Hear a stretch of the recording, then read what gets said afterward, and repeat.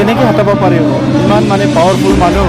হটাবতো কোনো বিচৰা নাই কাম কৰি থকাটোৱে বিচাৰিছিলে কিন্তু কামটো ভালদৰে কৰা নাই কাৰণে এতিয়া ৰাইজে আজি অতিষ্ঠ হৈছে আৰু দলে বলে আজি UPPLত যোগদান কৰিছে পৰিৱৰ্তনৰ কাৰণে চবে শ্লোগান দিছে গতিকে আজি তেখেতে নিজকে ভাবি লৈছে যে ইয়াত মোৰ শিপাটো বহুত তললৈকে আছে কিন্তু তেখেতৰ শিপাটো ইমান তললৈকে নাই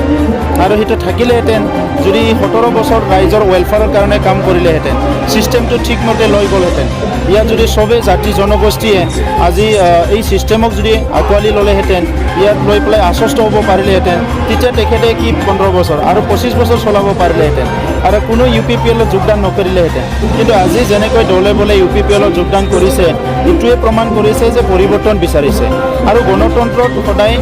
এটা চৰকাৰে যদি বহুত দিন থাকে ই যদি ৰাইজৰ কাম নকৰে তেনেহ'লে ইয়াৰ পৰিৱৰ্তন হ'ব লাগে আৰু আজি যিবিলাক মানে কৰাপশ্যন হৈছে ছিষ্টেমবিলাক ঠিকমতে চলা নাই ৰাইজে মানে আশ্বস্ত হ'ব পৰা নাই এইখন যে আমাৰ ছিষ্টেম আছে এই ছিষ্টেমটো আমাৰ কাৰণে কিবা কৰি আছে তেনেকৈ আশ্বস্ত হ'ব পৰা নাই আৰু সেইকাৰণে কোনোবা এজনে নিজকে ক্লেইম কৰি পেলাই যদি কৈছে দম্বলি মাৰি যদি কৈছে মই এইটো কৰিম সেইটো কৰিম এইটো সাংঘাতিক এটা ভুল হ'ব এইটো যাতে নকৰে ইয়াত গণতন্ত্ৰৰ পৰিৱৰ্তনটো সদায় আহিবই এই পৰিৱৰ্তনটো আমি একচেপ্ট কৰিব লাগিব আপুনি হাগ্ৰামা মহিলাৰ সমষ্টিত আপুনি ওলাই আছে তেওঁ আহ্বান জনাইছে আপুনি খেলিবলৈ নাই তেওঁ আহ্বান জনালে মই নাযাওঁ তেওঁতো ইমান ডাঙৰ মানুহ তেওঁতো মই বিৰাট ভয় কৰোঁ কিন্তু ৰাইজে যদি আহ্বান কৰে মই যাম এইটোকে কৈছোঁ মই তেওঁ আহ্বান কৰিলে মই কিয় যাম তেখেতৰ লগতো চেলেঞ্জ কৰিব নোৱাৰে ইমান পাৱাৰফুল মানুহ এজন হয় 17 বছৰ চৰকাৰ চলালে ইমান টকা পইচা আছে বাহুবল আছে মানে বহুত পুহি থোৱা মানুহ আছে গতিকে তেখেতৰ লগত দেখি শুনি কোনে মানে ফেচ কৰিব যাব মই কৈছোঁ কি ৰাইজে যদি বিচাৰে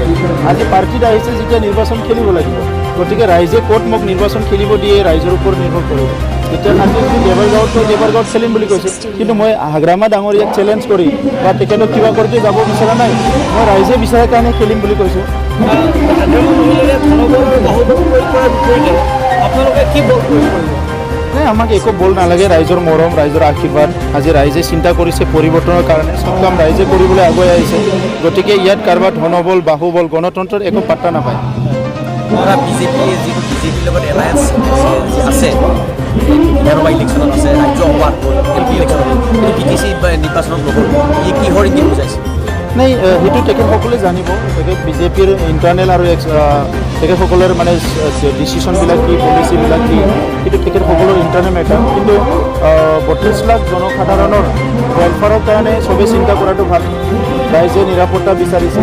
ভূমিৰ সমস্যা সমাধান বিচাৰিছে ইয়াত মানে যাতে এটা কৰাপশ্যন ফ্ৰী গভৰ্ণমেণ্ট আহে গুড গভৰ্ণেন্স যদি দিব পাৰে এই কথাবিলাক বিচাৰিছে আৰু 17 বছৰত বহুত ইনকমবেঞ্চি আছে ৰাইজে বিচৰা নিচিনা বহুত কাম হোৱা নাই সেইকাৰণে চবেই পৰিৱৰ্তন বিচাৰিছে তো সেইকাৰণে আজি বিজেপিয়ে যিটো ডিচিশ্যন লৈছে মই ভাবোঁ এইটো এটা ভাল ডিচিশ্যনেই হৈছে চবেই অকলে অকলে খেলিব কংগ্ৰেছো খেলিব UDFও খেলিব চবেই অকলে অকলে খেলিব তাৰপিছত কাৰ ফালে কিমান মেণ্ডেট যায় সেইটো গম পোৱা যাব নিৰ্বাচনৰ পিছত কি হ'ব এইটো আজিয়ে ক'ব বিচৰা নাই নিৰ্বাচনটো হওক আগতে মই এইটোকে আশা কৰিছোঁ যে ফ্ৰী এণ্ড ফেয়াৰ ইলেকশ্যন হওক যাতে কাৰো কোনো ক্ষতি নহয় কোনো ভাইলেঞ্চ নহয় এইটোৱে মস্ত ডাঙৰ কথা আমাৰ কাৰণে কিন্তু নিৰ্বাচন হ'লে BTAD এৰিয়াত বহুত হিংসা হয় দুদিন আগত আমাৰ অফিচ জ্বলাই দিছে চিৰাং জিলাত সেইকাৰণে প্ৰশাসনক মই আহ্বান কৰিছোঁ যাতে ইয়াত কটকটীয়া নিৰাপত্তা প্ৰদান কৰে ৰাইজে ফ্ৰী এণ্ড ফেয়াৰ মানে ভোটদান কৰিব পাৰে সেই কথাবিলাক যদি চৰকাৰে সুনিশ্চিত কৰে তেতিয়া ৰাইজে নিজৰ মেণ্ডেটটো দিব